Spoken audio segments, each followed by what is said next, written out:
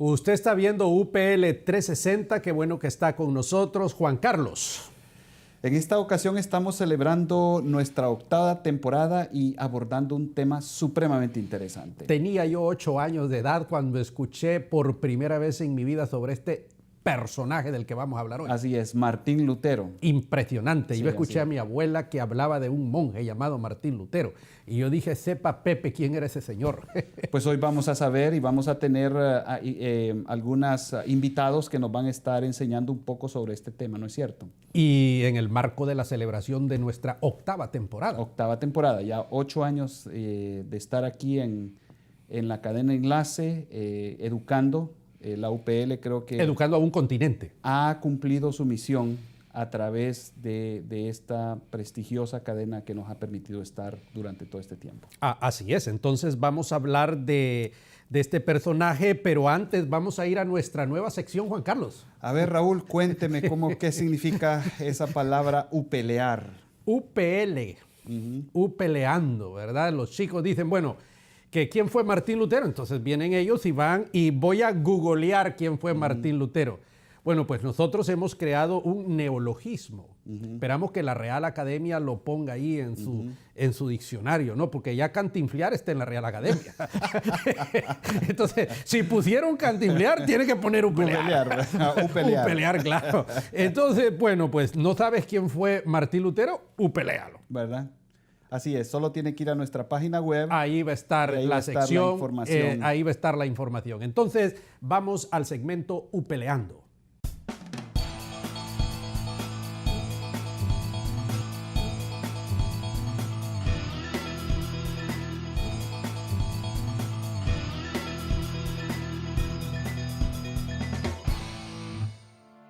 Hola, les saluda Janet Saldana. Este año celebramos 500 años de la Reforma Protestante y en el segmento del día de hoy hablaremos del emblemático Martín Lutero. Si se queda, se entera. En las enseñanzas de Martín Lutero se inspiró la Reforma Protestante. Lutero exhortó al liderazgo de la Iglesia Católica a regresar a las enseñanzas originales del texto.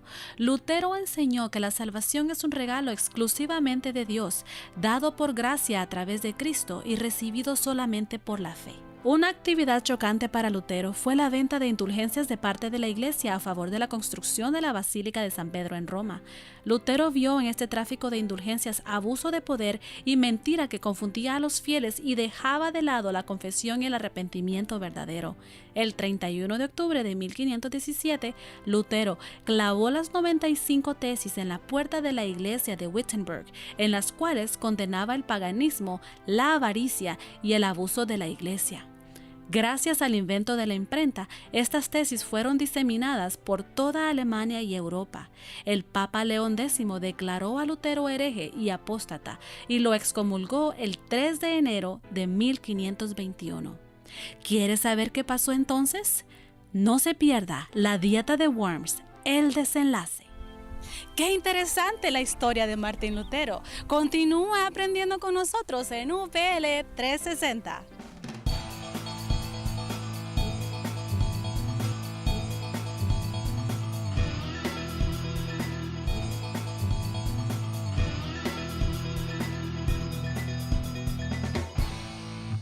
La propuesta de UPL es que si usted añade educación a su vida, cambiará el futuro de su ministerio. Ahora nosotros le añadimos a esta propuesta una oferta. Las primeras 50 personas que se registren hoy y llenen los requisitos para estudiar la licenciatura en Teología y Liderazgo o la maestría en Pensamiento Cristiano recibirán una beca automática del 50% del costo total del programa de interés. Vaya ahora mismo a www.universidadparalíderes.com. Nos sentiremos muy felices de añadirle a la lista de estudiantes de la UPL.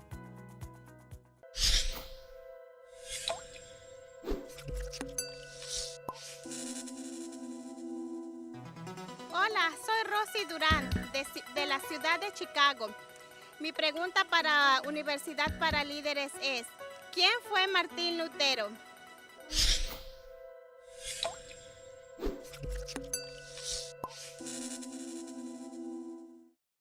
Gracias, Rosy, por la pregunta. Pregunta que yo me hice a los 8 años, que hoy me la van a responder después de todos estos años, Juan Carlos.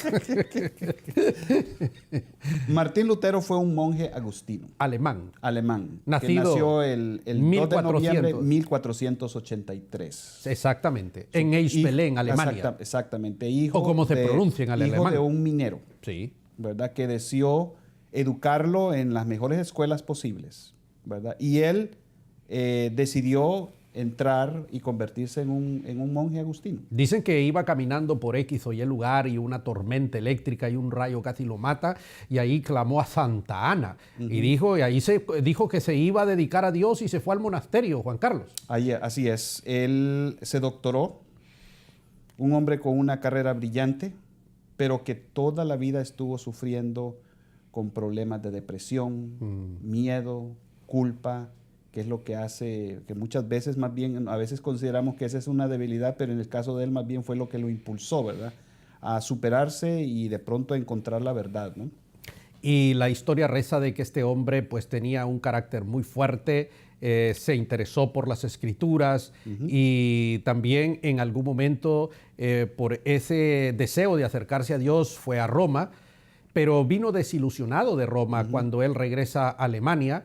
Y entonces allí él entra en contacto con aquel versículo de Romanos 1:17, más el justo vivirá por la fe. Así es, después de vivir una vida de búsqueda y de luchas espirituales, profesor en la Universidad de Westminster, ¿no? de Wittenberg. Wittenberg, correcto. Una pequeña universidad, no era una gran universidad, las grandes universidades estaban en Berlín, en otros lugares, pero esa era una pequeña universidad donde él era profesor.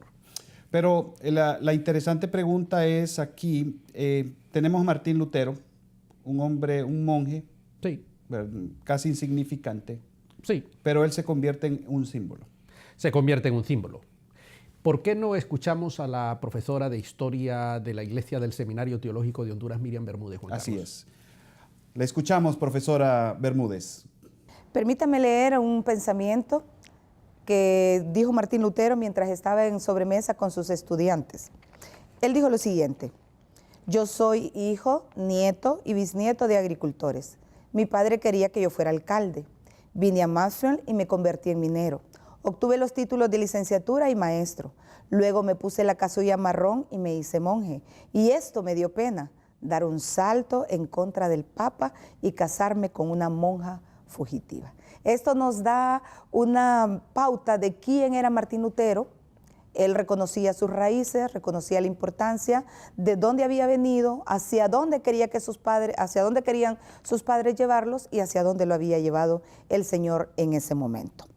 Vamos a decir que la Reforma nace en una crisis de vocación monástica, pues vamos a recordar que en una ocasión Lutero estaba bajo una tormenta eléctrica, a las cuales él les tenía mucho miedo, por cierto, y le pidió a la patrona de su comunidad, Santa Ana, que si lo salvaba de esa tormenta, él entregaría su vida a Dios a través del monacato. De tal forma que él ingresa al monasterio de los agustinos y empieza su proceso de realizarse como monje. Durante su vida monástica, Martín Lutero tuvo muchas confrontaciones espirituales, porque él quería acercarse mucho más a Dios, pero el concepto que él tenía de Dios era un concepto relativo a Dios como su padre, aquel padre que era estricto, que con una faz amargada y que estaba pronto a castigarlo. Entonces, esta situación hacía que Lutero no se pudiera acercar de una forma que lo convenciera a él de que había una relación estrecha con Dios. De tal forma que él, igual que muchos monjes que habían tomado esta vocación con mucha entereza, con mucha convicción, realizaban actos para sufragar, para, ¿cómo podríamos decir?, para vencer todos aquellas tentaciones, todos aquellos actos que ellos en su conciencia sabían que no le agradaban a Dios. Es así como Martín Lutero, igual que cualquier otro monje, dedica su vida a la meditación, al ayuno, a los actos de contrición y, por supuesto, al trabajo. Por 1513, Martín Lutero es comisionado para que dé unas clases en la reciente inaugurada Universidad de Wittenberg. Y él empieza a estudiar con sus alumnos libros tanto del Antiguo como del Nuevo Testamento. Tremenda enseñanza, Juan Así Carlos, es. la que la profesora Bermúdez nos ha dado sobre, Profesora de brevemente, historia. de historia de la iglesia, por supuesto. Así es. El análisis que ella hace obviamente es un análisis desde la perspectiva subjetiva de la vida espiritual de Martín Lutero. Pero tenemos que agregar que en ese momento hay otras cosas que están pasando en Europa.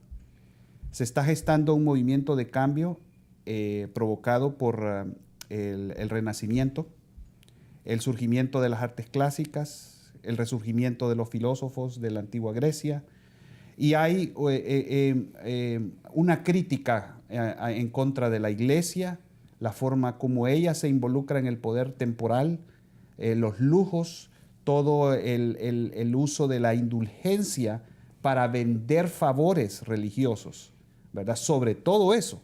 Eso lo encontramos en los prerreformadores y lo encontramos también en la vida de Martín Lutero. Producción dice, Juan Carlos, que debemos ir a una pausa. Así es, no se vaya, esté con nosotros, que esto está muy interesante. Agrega la educación a tu vida y cambia el futuro de tu ministerio. Estudia el diplomado en Ministerio Pastoral. Estudia el diplomado en Ministerio Pastoral en línea con nosotros y agrega la educación a tu ministerio. Estudiando será la única forma de responder a los desafíos que enfrenta nuestra sociedad. Todo lo que necesitas saber en el teléfono 904-415-3464.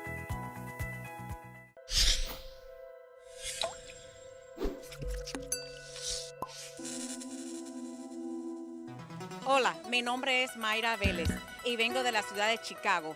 Tengo una pregunta para Universidad para Líderes. ¿Por qué se le llamó reformador a Martín Lutero?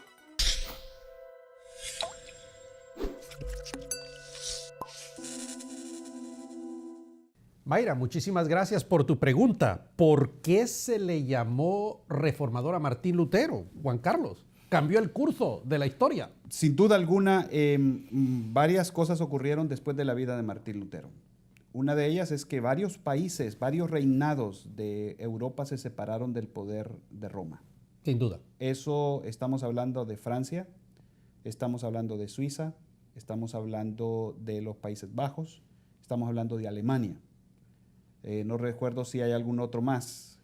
Son los principales. Ahora, Max Weber decía que el protestantismo jugó un papel muy importante en el tema del capitalismo, que es Correcto. Lo que ha traído la riqueza a Europa, que hoy son países del primer mundo y este tipo de cosas, porque una cosa está relacionada con la otra.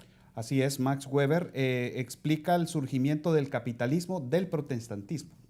Producto del protestantismo. Producto del protestantismo. El protestantismo hace que surja, y sobre todo, fíjese bien, Max Weber dice que es el calvinismo.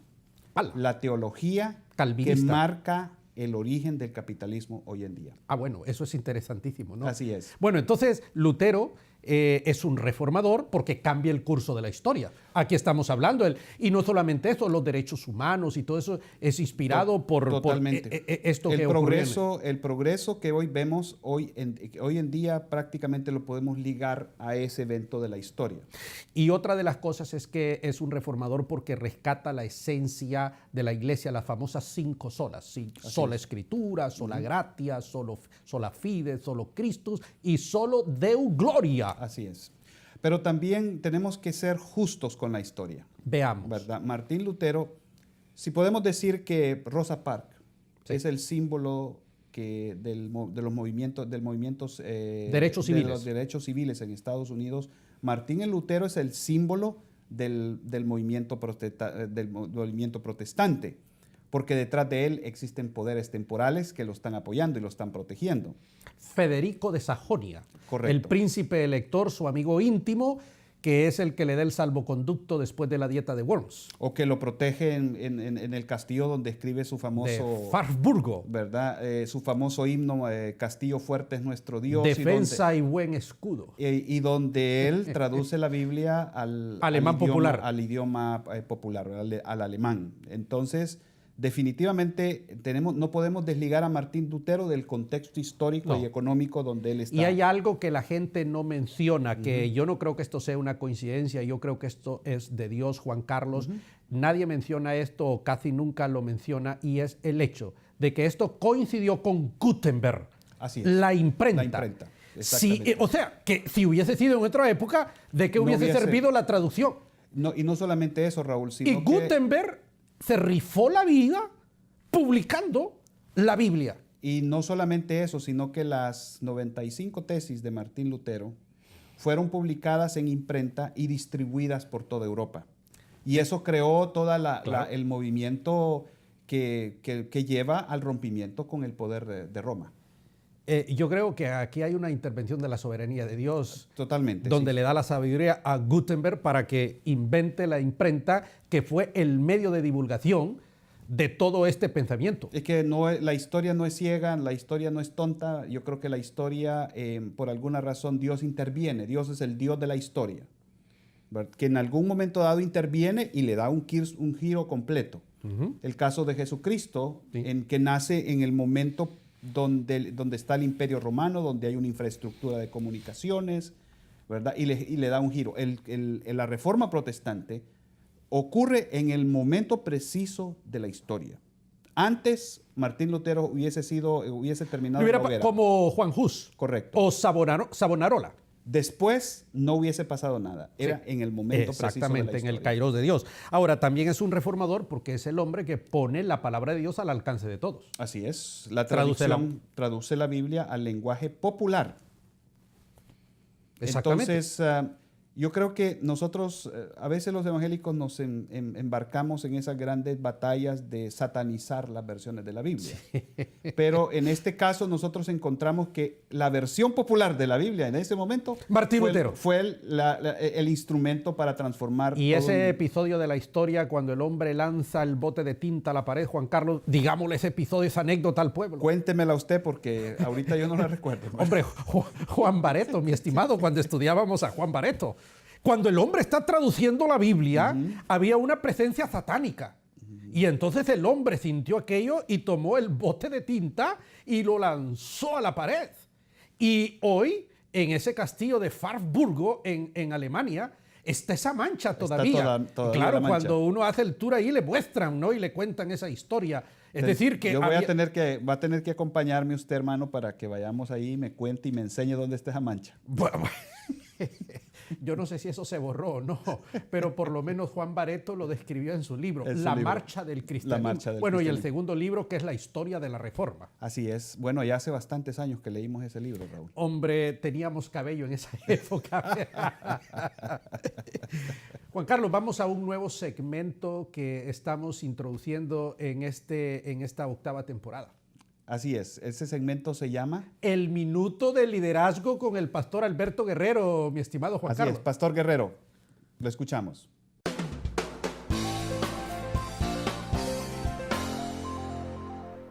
El líder es una persona que se rebela contra el statu quo, es decir, no está conforme con la situación actual y por lo tanto quiere hacer cambios, quiere ir un peldaño más arriba, quiere trascender.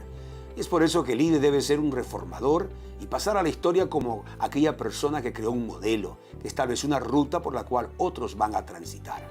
Martín Lutero fue un líder reformador, se rebeló contra la realidad religiosa que había en su época y al clavar en las puertas de su parroquia las 95 tesis en contra de la venta de indulgencias, estaba iniciando la reforma religiosa más grande en la historia de la humanidad. Eso es un líder, alguien que es capaz de detectar los problemas y que es capaz de enfrentarlos y que es capaz de resolverlos.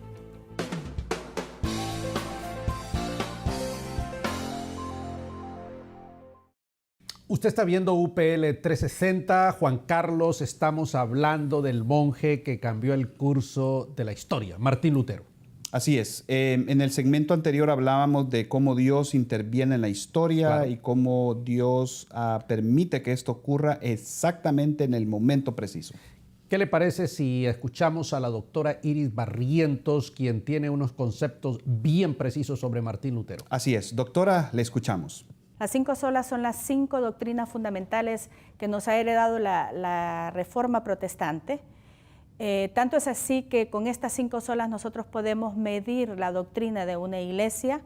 Son los 5 ejes transversales de nuestra identidad cristiana y, digamos, cualquier confesión de fe que no se concentre en estas 5 solas, entonces es una confesión de fe que le hace falta todavía. La primera sola escritura. Las solas escrituras. Tiene que ver con solamente la escritura es la autoridad para medir toda regla de fe y conducta en la iglesia. Solamente la escritura tiene la autoridad. Y esto tiene que ver con lo que estaba sucediendo en la iglesia en el momento. En el momento, ¿quiénes eran los que tenían la autoridad? Era el Papa, que hablaba ex cátedra, cuando hacía interpretación de la Biblia, hablaba ex cátedra, de tal manera que la tradición suya, lo que él interpretaba, tenía a veces mucho más valor que la Biblia.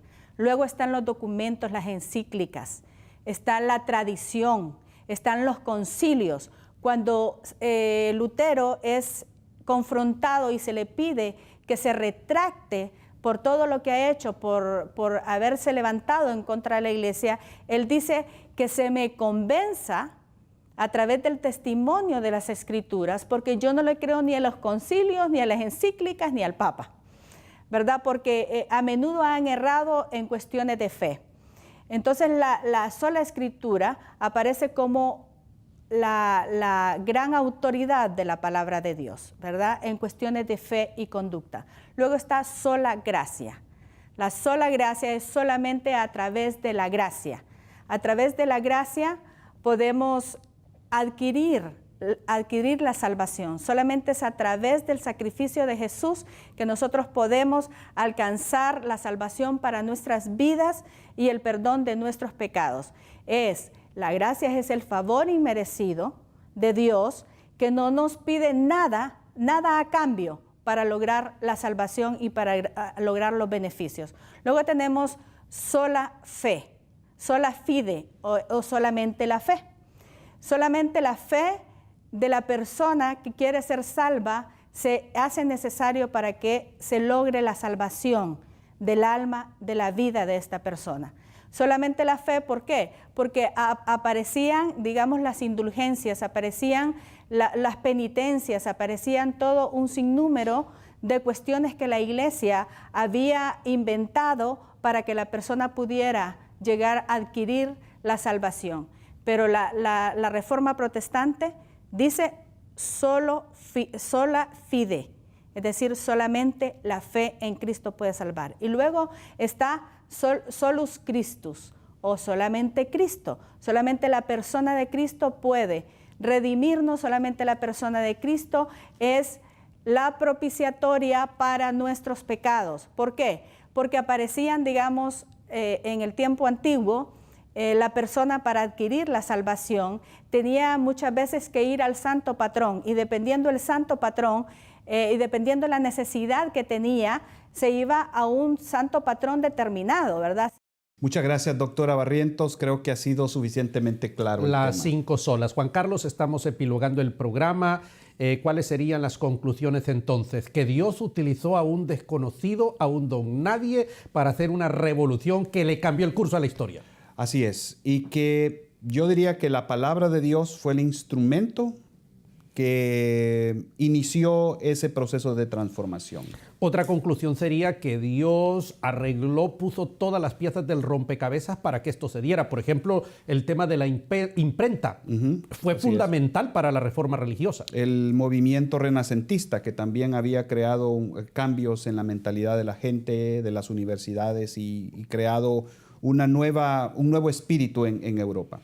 La otra conclusión es que la traducción de la Biblia de Lutero realmente arrojó una luz al pueblo que definitivamente fue el inicio de cosas impresionantes para el hombre. Así es. Martín Lutero, pero no solamente Martín Lutero, también detrás de él hubieron otras personas que lo acompañaron. Melanchthon, por ejemplo, fue uno de sus más cercanos colaboradores. Y bueno, y la Reforma Protestante que inició en Alemania se extendió a otros países de Europa. Y a América el día de hoy. Juan Carlos, se nos acabó el tiempo. Así es. Muchas gracias por haber estado con nosotros. Visítenos en nuestra página web y la próxima ocasión estaremos abordando un tema muy interesante. Muchas gracias. Agrega la educación a tu vida y cambia el futuro de tu ministerio. Estudia la licenciatura en teología. Pastor, líder, la nueva generación es gente que va a la universidad. ¿No quisieras tú también agregar la educación a tu ministerio y cambiar tu futuro? Estudiando será la única forma de responder a los desafíos que enfrenta nuestra sociedad. Estudia la licenciatura en línea con nosotros.